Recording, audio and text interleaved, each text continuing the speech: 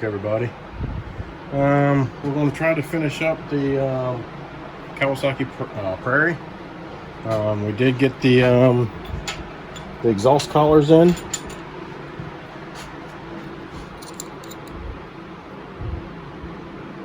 And the part number for the exhaust collar is 92027-264. And I'll show you how badly these old ones are worn out. I'll show you in comparison. See if I can't get you set up kind of close.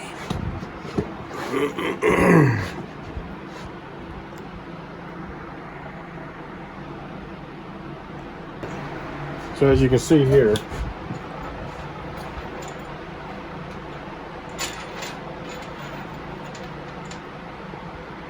there is a difference on how it wore out. I don't think you can see very well. So let me do it this way. Alright. So you can see how this side here, from here to here, is all slanted. And you can see you've got about 3/16 of a difference between the new one and the old one. On this side, they're pretty much the same. Same way with this. There's a little bit of wear on this side, a lot more wear on that side. And then the other thing is, if you can see how that flange is versus that flange, how it got rolled over and it's not supposed to be. So there's obvious damage to the old ones. So I got the collars, I've got the copper O-ring, and we're going to see if we can get this thing back together and back to the customer. Alright guys, I got you in here the best I can. Hopefully you can see I have an idea of what I'm doing. But I did get my bolts cleaned up, got never sees on them, and I put new lock washers on it. Here's my copper washer. On this side you have a seam, on this side you don't. So I'm going to put the seam side towards the block. I'll go ahead and I'm going to drop that in there.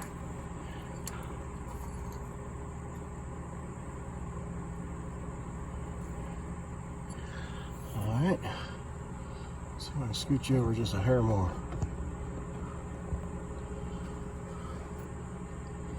Now we have to get the exhaust pipe in there.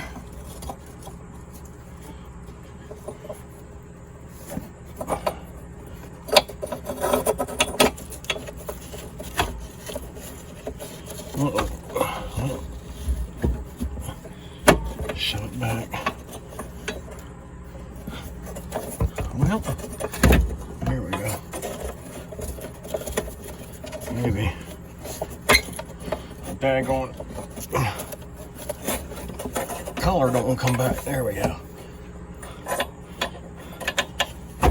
Alright. Let's get that rotated back into place. Slide it down. And there we go. And you take one of your collars, you slide it in on one side. Take your other collar, slide it in on the other side.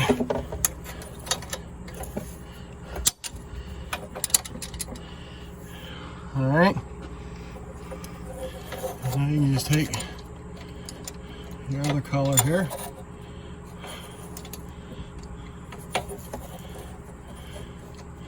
Get it lined up into place. I believe there's a little groove on the back side of this this aluminum piece here.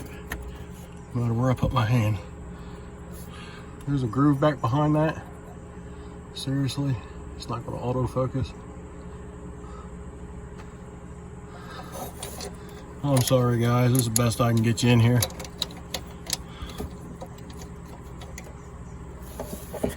But you gotta get the flanges of your collar. You gotta get those into that groove.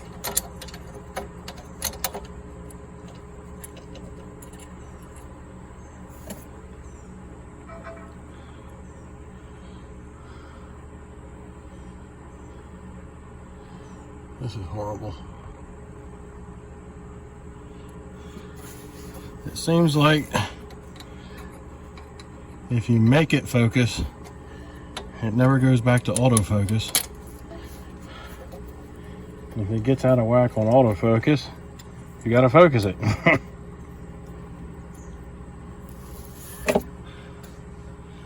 Alright.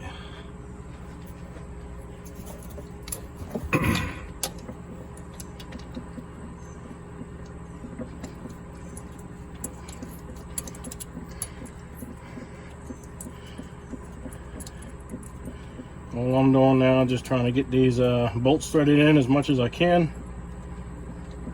by hand.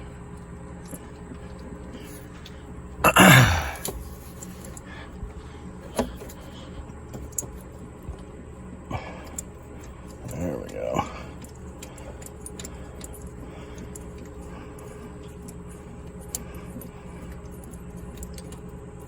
All right.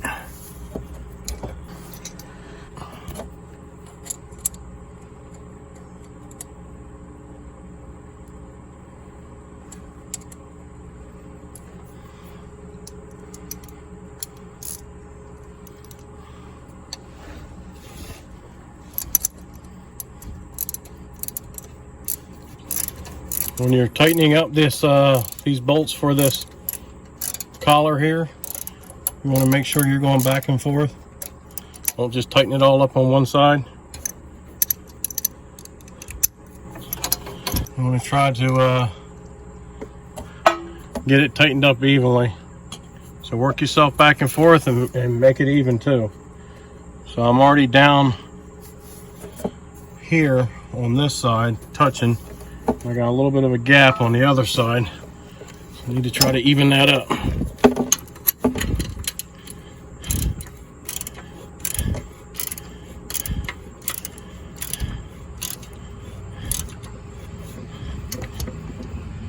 All right, now I think before I go ahead and crank that down, I think I need to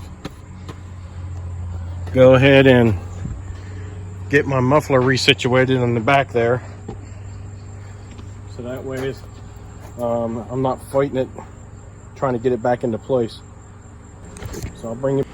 All right, I got the bolts back here and on the muffler. 2 bolts right here, there and there. So that should kind of get everything lined up for me throughout the rest of the exhaust, so that when I go to tighten it up, everything will be in its place and I don't have to fight anything. So let's see. Right there.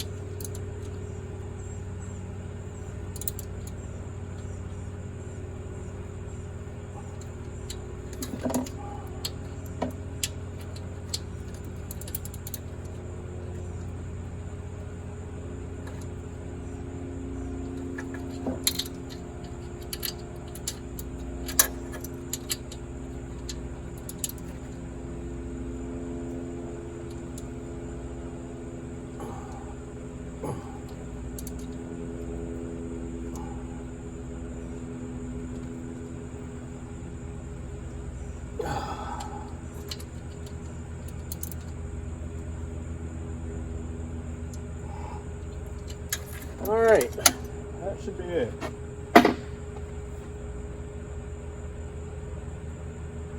While we're right here, we'll go ahead and fire it up just to see everything's good.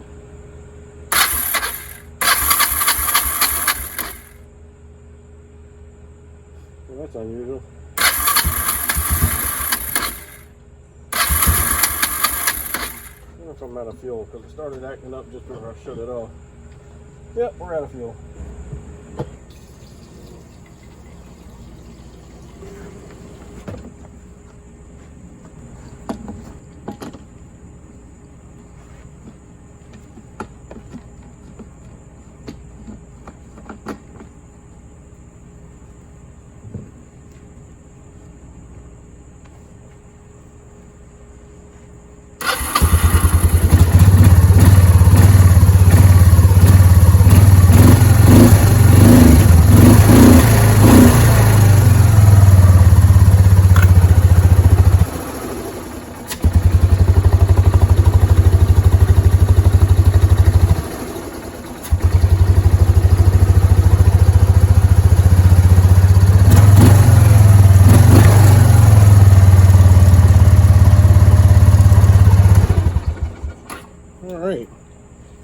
So sounds good. It's not extremely loud like it was. And put my hand over the end of the exhaust pipe, and I didn't hear any hissing going on up here, so we should have a good seal. I took it for a spin down the road, and just before I got to the ditch, she lost all power. And then after I come to a stop by the ditch, I couldn't get it started, and it seemed like a fuel issue. So I finally got it started, and I run it back home wide open because that's the best way she wanted to run, and got her up here to the shop again, and the this handle never did feel right when I was down there to the ditch trying to change positions on here, so from on, off, reserve, and fuel. So when I got home, I realized it was kind of loose too. So the screw here was only held on by a couple of threads, and for whatever reason, but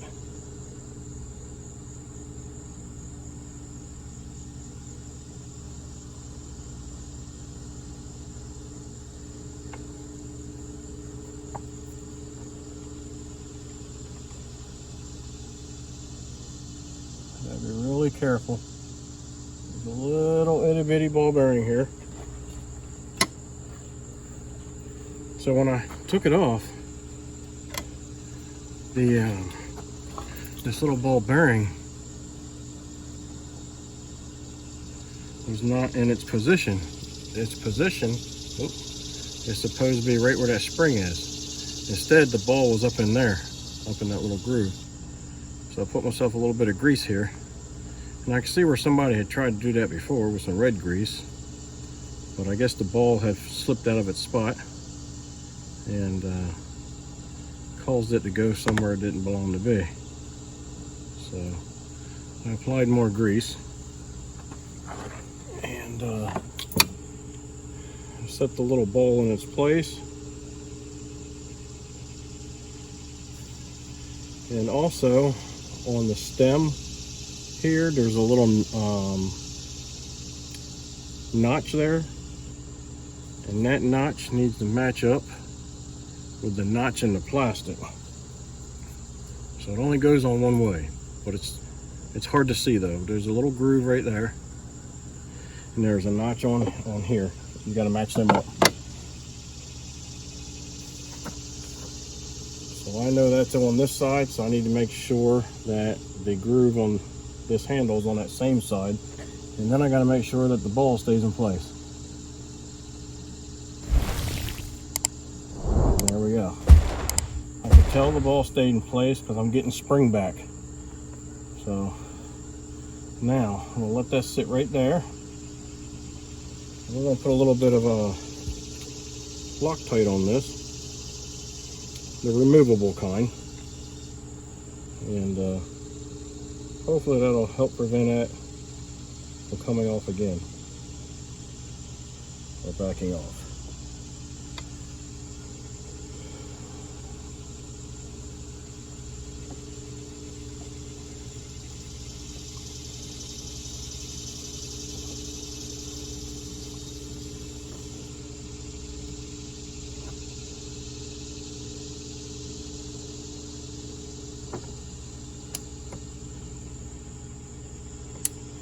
You can hear it click every time it goes around.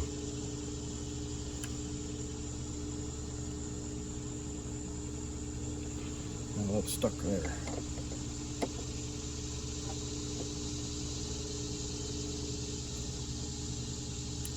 There we go. That's off. That's on. I think that ball come right out of that spot again. For some reason it doesn't like to stay in its spot.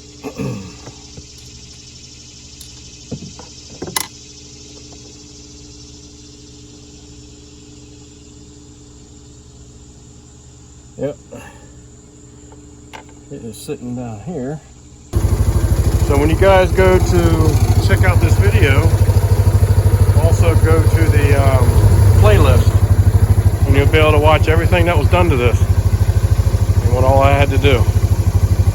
So there's a playlist for the Kawasaki Prairie.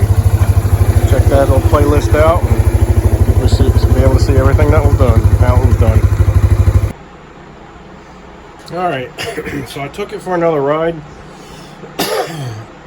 down my neighbor's lane. It's pretty long, allowed me to open it wide open, and started messing up toward the end of the lane when I was making my turn, and started heading back. It was messing up even more, and then finally it just died again. So I got a fuel delivery issue. I finally got it to start up again on full choke, and ran it home on full choke at wide open throttle. So I've taken the fuel selector off, and I can, if I set it for on, I can blow through it, but there's a little bit of resistance there. And when I put it on reserve and blow through it, there's no resistance. It's just whoosh, blow right through it, no problem. So you can take these apart. Either I've got some junk clogged up in here, or there's some O-rings or something that are swollen in there, causing things to close up. So you take your knob off by taking out that one screw, being careful you don't lose your spring and ball. Excuse me. And then there's two little screws here that allow you to take this off, and you'll be able to get to the underneath of it. So I'm getting ready to take those off now. And that screw there was very loose. So I wonder if somebody's been in it before me.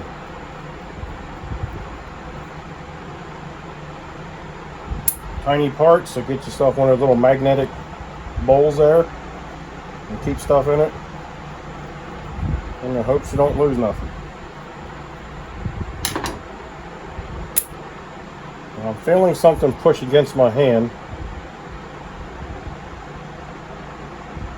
Alright, so I know that this needs to be oriented like this, the reserve in the up position.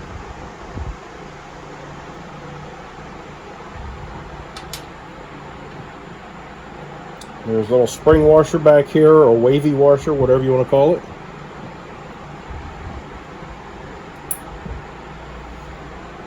And I should be able to wiggle this outward.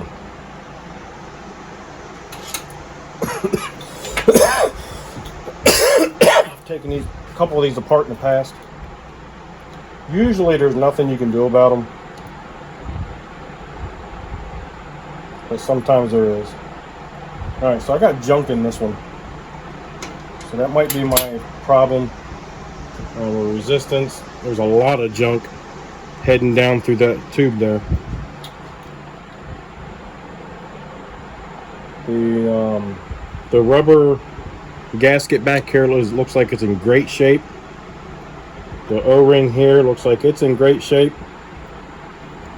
I am going to pull the O-ring out just so it doesn't fall out and I lose it. I might try to pluck out the little gasket back here. I had a pick out here somewhere. So that will come right out of there like so. It's not swollen. It's not trying to swell up. So it should be in good shape. And I don't know if you guys can see that. There's a lot of junk right in there. I'll look that up for you. See all that little debris and junk back there? And the hole is downward. I don't know if you guys can see that. But straight back and down is the hole for this going that way. And there's a lot of junk in that. So we are going to take and blow through this with the air wand in all these directions. I think I'll leave the hoses on. These hoses don't look that old. They're still very soft and pliable. And then we're just going to blow in it backwards. Try to get this stuff to blow out.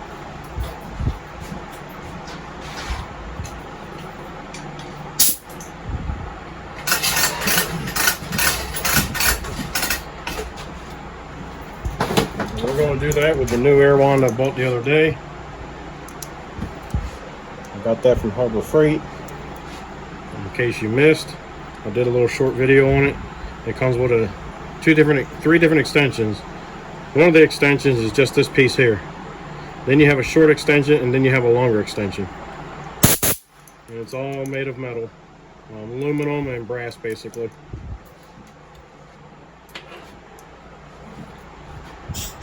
Oh yeah, a whole bunch of junk just come flying out of there.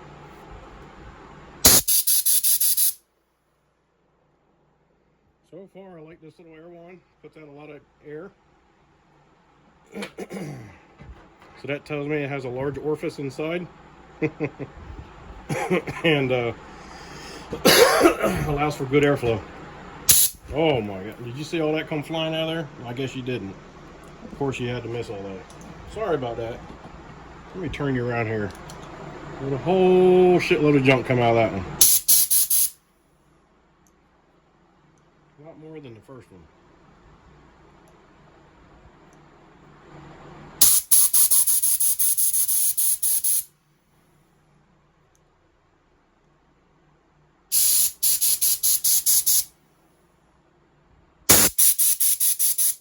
Alright, now hopefully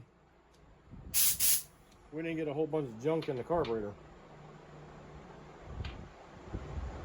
When it does run good, it runs good. So this was preventing the bowl from staying full, and because the bowl couldn't stay full, it would run out on wide open throttle. Puttering around, it does fine, but at wide open, it would run out and die off.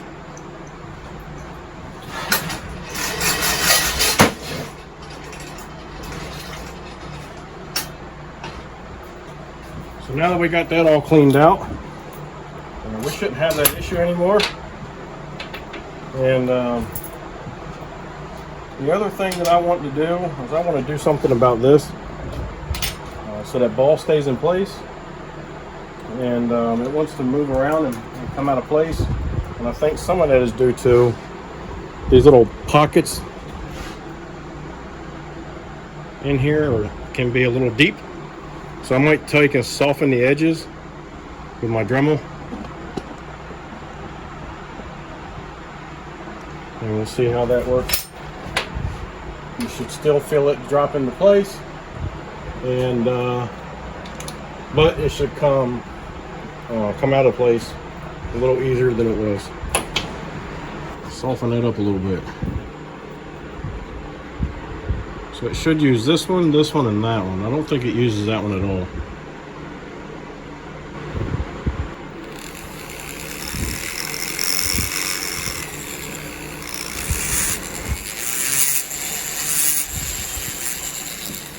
All right, that should do it. Let me clean it up real quick and show you what I did.